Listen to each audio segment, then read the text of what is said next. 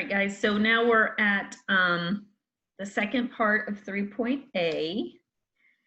So we have a few application problems, which means word problems. So the directions say try to recognize the percent problem as one of our three types and set up a percent equation to solve for the missing part.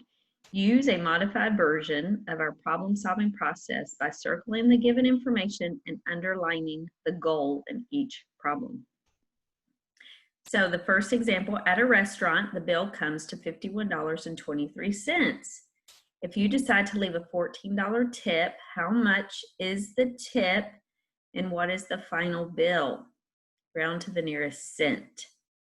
So basically what we want to know is, first of all, we do this all the time, right? We have to figure out what tips are. So we take the total bill, including tax. You're supposed to tip on tax. I don't know if you know that, but you are. You take the total bill and you want to know what is 14% of it. Now, since this asks two separate questions, I'm not going to use the percent proportion for this particular problem because I have to answer two questions. And so I'm going to simply multiply our total by 14% as a decimal. So 14% as a decimal, move a decimal two places to the left, and we get 0.14. So 0.14.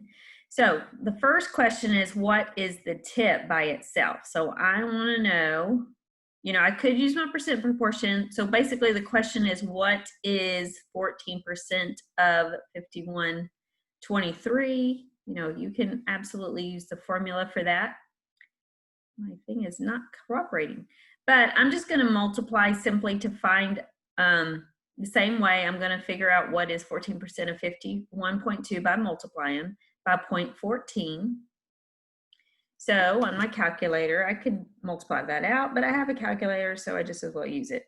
51.23 times 0.14. So the tip, now remember this is cents, this is money, so you want to round to the nearest penny. So I have, on my calculator, it says 7.172. Well, that 2 would make the 7 stay a 7. So the first question is, how much should the tip be? That's the answer right there. The tip should be $7.14. Now, that's not how much you're going to pay in total, right? Because you still have to pay your bill. That's why it asks, how much did he pay in total, or what's the final bill? So you're going to take how much the bill is for, and you're going to add to it the tip, just like you do in a restaurant. So 7 plus 3 is 10, 4, bring down my decimal, 8, and that meal, including tip, costs you $58.40. Example 13, Joyce paid $33 for an item at the store that was marked as 45% off the original price. What was the original price? Round to the nearest cent. So you guys need to pay attention to this one because you have a test question very similar to this. So basically what it's saying is that Joyce paid $33. That is not the original price. That was the sales price, okay? So they took the original price and they reduced it 40% off of the original price.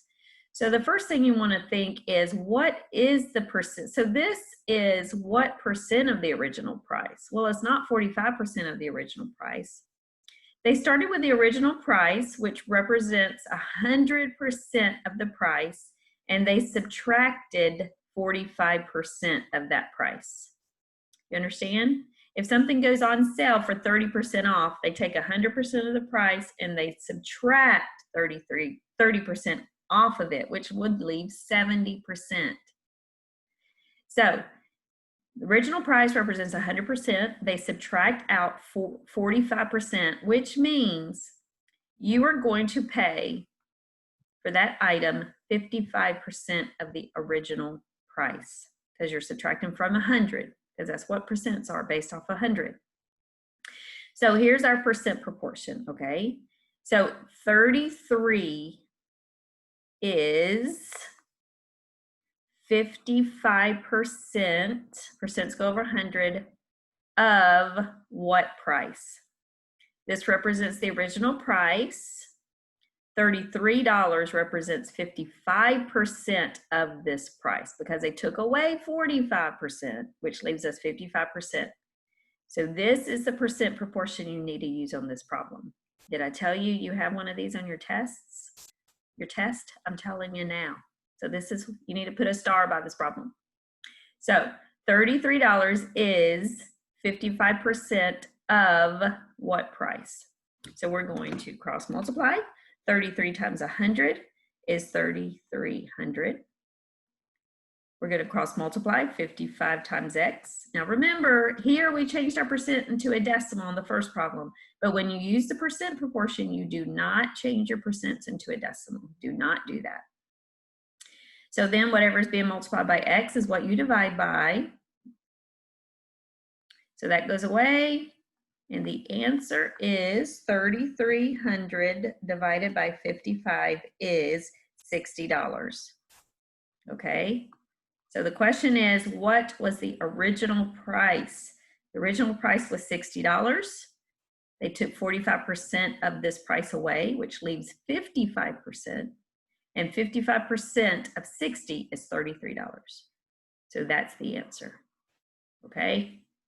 So make sure you look at that again before your test. So example 14, Trader Joe's sold 8,233 bags of tortilla chips recently. If 5,178 of these chips are fat-free, find the percent that were fat-free. All right, I'm gonna get rid of all this writing, so make sure you wrote that down. Whoops, I thought I did, just kidding. Okay. All right, Trader Joe's. So our total, so this is our total, right? 8,233 chips. 5,178 of them were fat-free. The question is, find the percent. So basically, we want to know what percent of 8,233 is 5,178. What percent of, so is over of, so 5,178 of our total, 8,233. We want to know what percent, I don't know, what percent. So we got cross multiply. So if this were x, so anyway, let's cross multiply. 5,178 times 100 is 5,17800 is equal to, if this was an x, 8,233 times x. Whatever's being multiplied by x is what you divide by. So that goes away. So this is, our answer is a percent. What whole percent? What does that mean? Whole percent. That means leave off the extra. In other words, you're rounding to the nearest whole number. All right, 5,17800 divided by 8,233 is equal to 62.89, 62.8 whole percent. That means whole number. So 62.8, that 8 will turn my 2 into a 3. Yeah, pay attention to how you're supposed to round it. You have to round correctly for full credit. So the answer is 63%. All right, now you tried, I gave you 2, yep, 2 problems. All right, so you guys try those 2 problems, pause the video, and then come back and check your answer, please. To win the election as President of the United States, a person must obtain 270 out of 538 possible votes from the Electoral College. Oh, this is very relevant. We have elections coming up. What percent of the overall electoral votes is this? So we want to know, for a person to get to win the presidency, what percent of the total electoral votes must that person get? This is a great question. We should know this. So we want to know what percent of 538 is 270. What percent of, oh, there it is right there. All right, so 270 is what percent goes over 100 of 538. All right, so let's round to the 4 decimal places.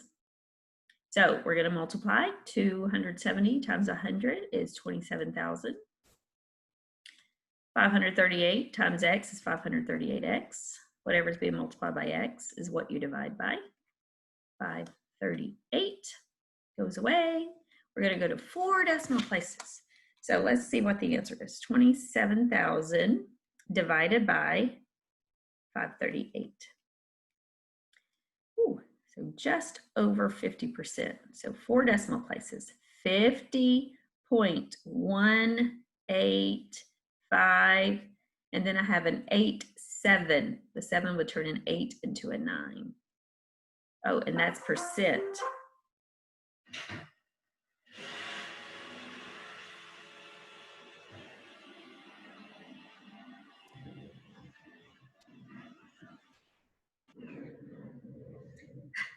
Sorry, that was my Roomba. Do y'all have a Roomba? Those things are awesome, man. They just vacuum your whole house. You can lay on the bed all day and it'll vacuum your house. All right, so the answer is just over 50%, right, for someone to get the presidency.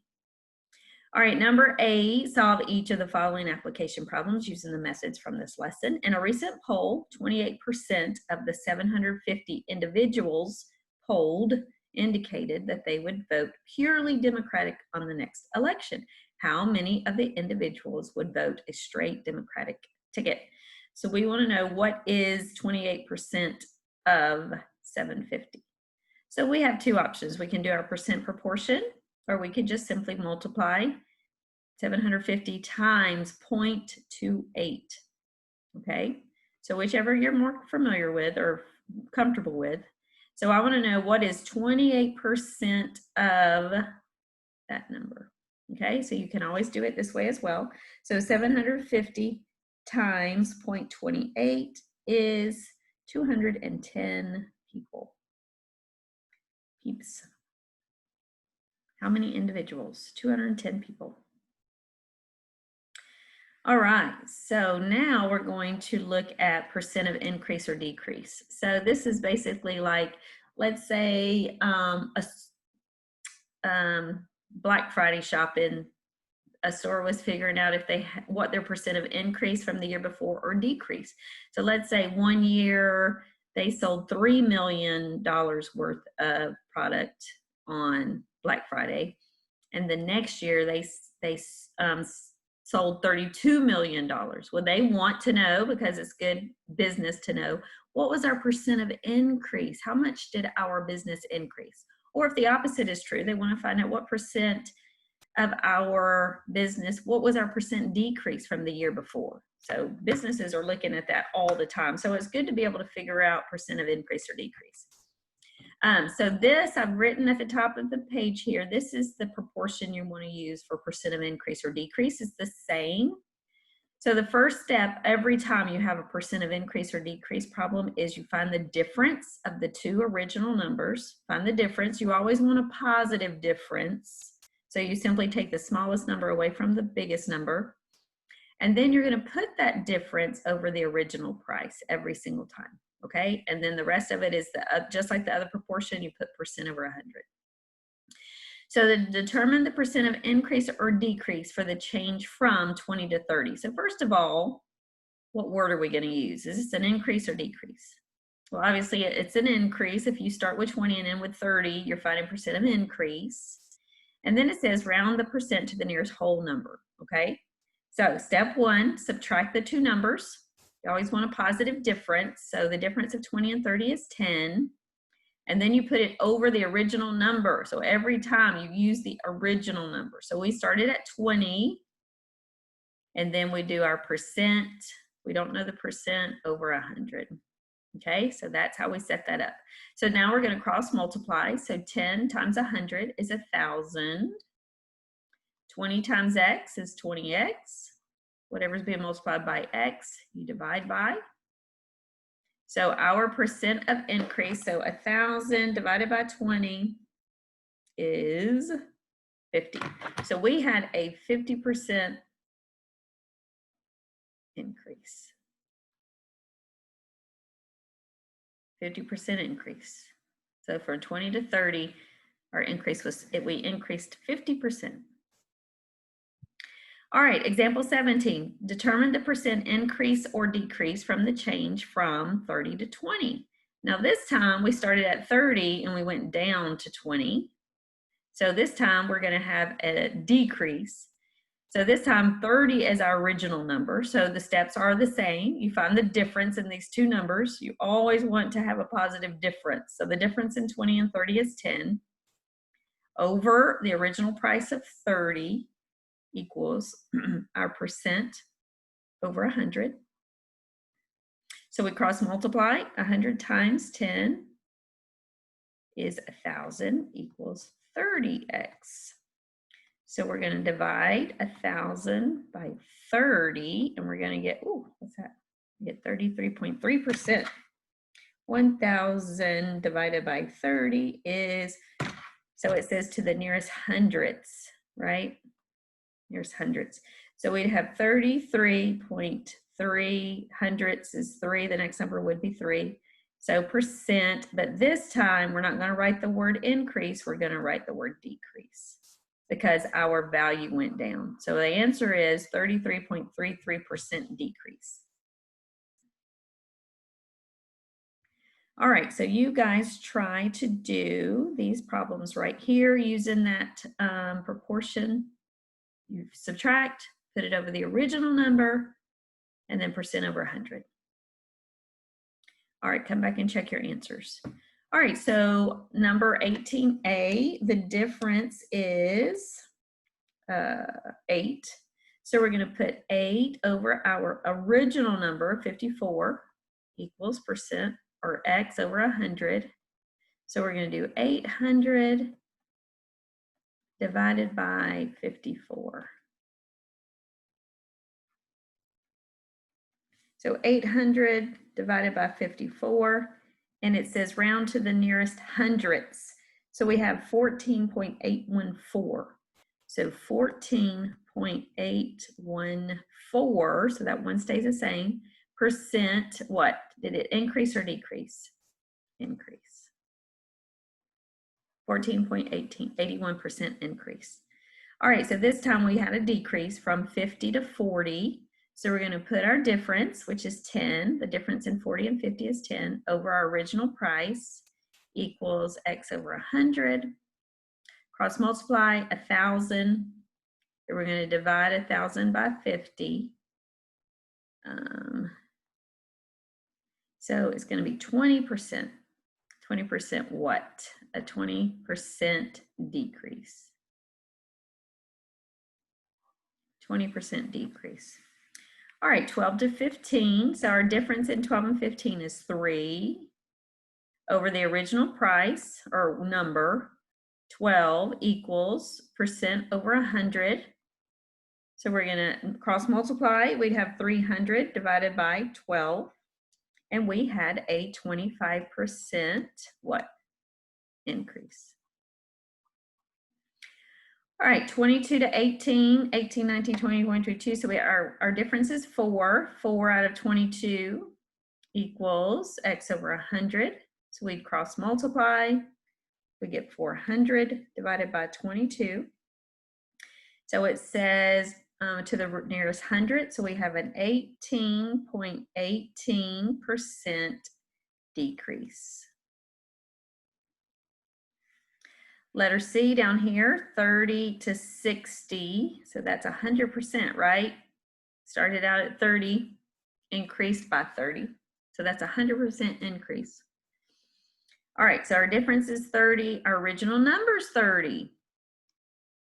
Well, if these numbers are the same, what are these numbers going to be? The same. So that is 100% increase. That's pretty good. If you have a business, you have 100% increase, you're doing very well. So from 120 to 90, so our difference is 30. 30 over our original price, x over 100. That's where we've done this one before. So 3,000 divided by 120 is going to be a 25% what? Did our number go up or down? Down. 25% decrease. Oh, it didn't let me finish writing that. That's fine. Okie dokie. Hopefully y'all got those right. All right, so now we're going to look at a few more word problems. Now you do have quite a few word problems on your test, so hopefully you print my PowerPoint, you're working these with me, and you keep these papers so you can review them before the test. So let's look at the first one. It says, if you decrease your daily intake of calories from 2,500 to 1,750, by what percent do your daily calories decrease? So same type of problem, we're finding the percent of decrease. So the first thing we do is find our difference. So we have 750 is our difference. We started with 2,500. We want to find our percent over 100. Cross multiply 75000 divided by 2,500. And the answer is 30% decrease. 30% decrease. That's the answer. All right, letter C. On a recent trip to Walmart, you bought $75.25 worth of goods and paid a total of $82.02. What was the rate of sales tax? Now, this isn't obviously percent of increase or decrease, but you are trying to find out what percent of $82.02, what percent of that number is, what percent of, do you see the word of? That's our total. What percent of 8202 is 7525? So we're going to do is over up. So we're going to do 7525 over our total. We want to know what percent is that. What's our sales tax as a percent? So we're going to cross multiply. 75.25 times 100 is 7,525. And we're going to divide it by what's across from the unknown or our variable. And the answer is 91. That's not right. Oh no, that's not right. So I should have, you know what? I should have subtracted that. I should have subtracted this total from our original because we didn't pay this much in taxes, did we? Okay, so sorry about that. When I looked at my answer, I'm like, there's no way we would pay 91% sales tax at Walmart. We would subtract that from 100%. But anyway, so I apologize. So for tax, you want to know your tax amount only. So learn from my mistakes. You want to know how much did I pay in sales tax? So that means we're going to subtract our original price from, how much we paid by how much that item was. So let me back up. So we're going to start with what we paid at the cash register. So $82.02 is what we paid at the cash register. If the item was priced $75.25, that means we paid $6.77 in sales tax. So this proportion is going to tell us what percent of $82.02 is our sales tax amount only, okay? So if we cross multiply 6.77 times 100, we get 677. And when we divide that by 2, we're going to get our sales tax rate. So our sales tax rate is 8.254. So 8.25%, that's our sales tax rate. So the way we did it earlier, I got 91 point something. So basically, if we had subtracted that from 100%, we would have got the same answer. But this way, we're doing it in one step instead of 2 steps. So go back and review that one, you guys. Make sure you understand that, okay? All right. This is, I can't tell if it says you tried. My screen is being blocked right here. I can't see that, but no, I don't think this is a you tried. This is a new problem. All right, so example 19, a $725 couch is on sale for 25% off. Find the amount of the discount and the sale price, round to the nearest cent, right? Okay, so this is a great question. These are the type of sales you see all the time. You go to Kohl's, everything's 30% off, 25% off, 20% off. So a lot of people will do this in 2 steps. They'll figure out what is 20% of the total price, and then you have to subtract that total away from the original. However, let me tell you how to do this in 1 step, okay? So if $725 is 100% of the original price, that's 100%, that's the original price. And they're going to subtract away 20%, guys, from the original price, which means you're basically being charged 80% of this cost, right? Does that make sense? You start with 100% of the price, you take away 20%, that leaves 80%, which is the first question. The first question is, or the first statement tells you to find the amount of discount. Well, the amount of discount is not 20%, it's 20% off. So the amount of discount is 80%. They're putting this couch on sale for 80% of this price. So now we want to know, well, what is the sale price? What is 80% of that price? So you can either multiply the original times 80% as a decimal, which would be 0.80 or 0.8, or you could do your percent proportion. You want to know that what is 80% of our original, okay? These 2 problems, the way they're set up, is going to give you the same answer. When you do the percent proportion, do not turn your percent into a decimal. If you're going to multiply this way, you have to turn your percent into a decimal. All right, so what is 725 times 0.8? The answer is $580 is our sale price. That's our sale price. Rounded to the nearest cent, 0 cents. This is our sale price, okay? You have several of these on your test, several of these. Okay, so make sure you understand that. All right, let's look at, I gave you 2 other problems. It says, letter A, the original price of a shirt was $23. That's the original price. It was discounted for 16% off the original price. What was the sale price? Okay, so 16% off. So we're subtracting 16 from 23? No, because it's a percent. So 16% was taken from 100% of the price, right?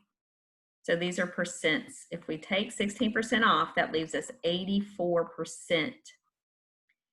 So we want to know what is 84% of $23. So $23 times 84% or 0.84. And so that tells us our sale price is $19.32 before tax. So that's our sales price, $19.32. All right, next question says, Bob paid, let me erase a little bit of this. All right, so it says Bob paid $97.50 for a jacket that was on sale for 25% off the original price. What is the original price? Is this the original price? Nope, that's the sale price, okay? So they took 25% off the original price. So what percent does this represent? Well, 100%, take away 25%. This is 75% of the original price. Okay, this is like a problem we did earlier. This is definitely on your test. All of these are. So $97.50 represents 75% of the original price. So we want to know what $97.50 represents 75% of what original price. The original price has to be more than this because this is the sale price, okay? Hopefully that makes sense. So we're going to cross multiply. So 97.50 times 100 is 9,750. And we're going to divide that by what's across from the variable. So the original price was $130. Okay, which makes sense. It has to be more than the sale price, right? So the original price was $130. You will see that question similar to that again. All right, so the very last little part of part A, I know this is a long introduction, or the first half of unit 3. I know it's a lot of information. Like I said, you have until next Wednesday to get your homework and your quizzes done. But this is something that we all deal with. We all deal with simple interest. And the way you find simple interest, you always find it the exact same way, okay? So if you go and borrow money from someone, and let's say they're going to charge you 25%, ooh, that would be a lot. If they charged you 5% interest, that means that you have to pay a little bit more than what you borrowed, right? Or if you buy a used car, or if you buy anything, simple interest. Now, if you want to get really technical, you would start getting into compound interest, which is what credit cards use, and that's more complicated. But simple interest is pretty simple, and you always figure it out the same way. So the amount of interest you earn, like if you have a simple savings account, is equal to how much your principal is, or the amount borrowed, times the rate at which they're going to charge you as a decimal. So the rate is always given as a percent, but it's got to be written as a decimal. And then time, how much time? Like, how much time do you have? Do you have 5 years to pay this back? Do you have 9 years to pay it back? So the time is always given in years. Now be careful, because sometimes they'll say it's out of so many months. You always have to convert time to years. For example, let's look at number 20. Calculate the simple interest and the final balance. This is two different things. On $200 borrowed at 8% interest over 4 months. Once again, 4 months. You aren't going to use 4 for time. How many months are in a year? 12. So you would use 4/12 for time, because 4 months compared to a year is 4/12. So we want to know what our interest would be. So you take the biggest number, the amount borrowed, so $200. You're going to multiply it times your rate is always given as a percent, but you have to change it to a decimal. So 2 places to the left, this is going to be 0.08 times time. Now, if that was 4 years, we just put a 4, but since it's 4 months, it's going to be 4 months compared to a year is 4/12, and we would simplify that to 1/3. Okay, so use your calculator. You can multiply 200 times 0.08, and then you have a regular calculator. If you multiply that by 1, so basically if you basically think of these as fractions, if you multiply straight across, you'd get 16, and then the denominator would be 1 times 1 times 3. So in a regular calculator that doesn't have a fraction button, you would multiply the numerators and then you divide it by 3. So you're going to so the answer is 5.33. Now this is the interest, so this is money. So the interest you would have to pay is $5.33. Now that's very little, but we're talking about a little bit of money and a very short amount of time, right? So that's the simple interest. And then it asks, what's the final balance? Well, if you borrow $200, you have to pay $200 back, right? So you have to pay back your $200 plus your interest. So you would have to pay back $205.33. So this is the interest. This is how much you would pay back. All right, I only gave you one. Oh, that was not, hold on. Okay, wait, I didn't want to do that. I got ahead of myself. Okay, you can try these on your own. There's 3 of them, I believe, but since we've only done one, you might want to watch me do one more, or try them on your own. I know y'all are capable of doing that. All right, so we're talking about interest. Oh no, the first one is actually about discount. Am I on the right slide? I am. All right, the first one's about discount and the second one's about interest. So number 21A, at $85, an $85 pair of sunglasses that are on sale for 30% off. Find the amount of discount, in other words, percent, and the final sales price. All right, so the amount of discount is 70%, because if you take 100% of the price and you subtract away 30%, that means the amount of discount is 70%. Now I'm starting to wonder if I'm not right. Maybe they want, the amount of discount is 30% of 85. In other words, they might, I think they're asking how much are they taking off, not percentage. Wait, let me look at, I wrote down your test questions. Let me see what they're wanting on that particular problem. Sorry. Okay, on one of the problems, it gives you original price. It asks what is the discount rate, and the discount rate is 16%. So they are wanting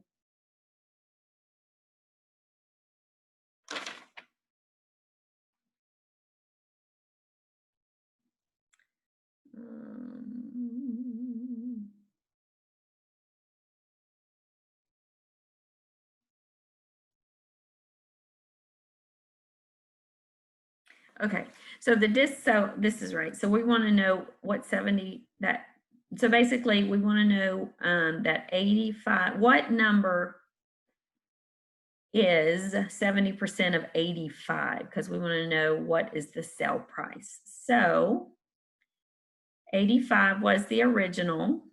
We don't know the sale price, but we know that the sale price is 70% of the original. Okay, so we're going to cross multiply. We have 100x. And we're going to multiply by, let's see, we're going to multiply 70 times 85. And we have 5950. And when we divide that by 100, we would get $59.50 is the sale price. That's the sale price, okay? All right, 21B, we're going to calculate the simple interest and find the balance on $14,000 borrowed at 3% interest over 10 years. So your simple interest formula is the interest is equal to the principal, which is the real big number, times the rate times the time.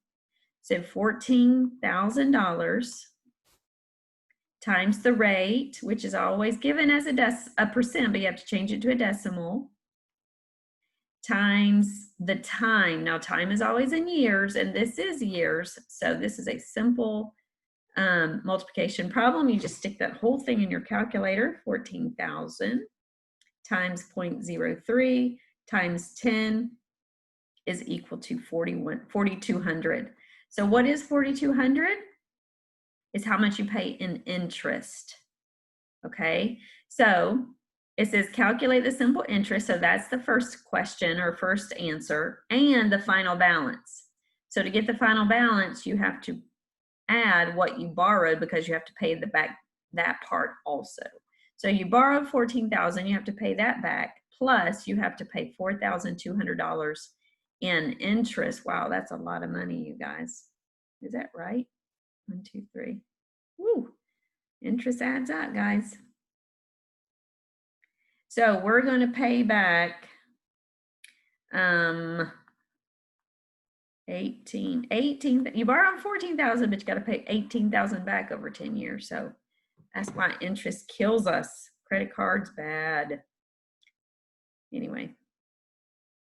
Oh, there's another one. All right, so hopefully y'all got that one. I'm going to erase all this. Nope. If you invest, so this is fun. This is when you make money because you're investing. So if you invest $5,000 at a simple interest rate of 8% per year for 6 years, how much money will you earn from interest? How much money will you have at the end of 6 years? So your interest, So your interest is equal to your principal, how much you put in the account, times the rate, times the time. All right, so this is 8% for 6 years. So you have to leave it in this account for 6 years, okay? So it's not 8% per year, it's for 6 years. All right, so we're going to take our big amount, our principal, we invested it at 8%, which is 0.08, and we left it in there for 6 years. So how much interest did we make? I like making money. I don't like paying money. $5,000 times 0.08 times 6 is equal. We made $2,400, you guys. We need to all invest our money. So if we started with $5,000 in the account and then they gave us $2,400, at the end of 6 years, how much money would we have? All together, we would have $7,400. I love it. I love it. Invest our money. We need some Roth IRAs around here. All right. Oh, that was it. Yay. Okay. So that is the end of this section, and enjoy your weekend. Get all your homework done. We'll do part B on Monday.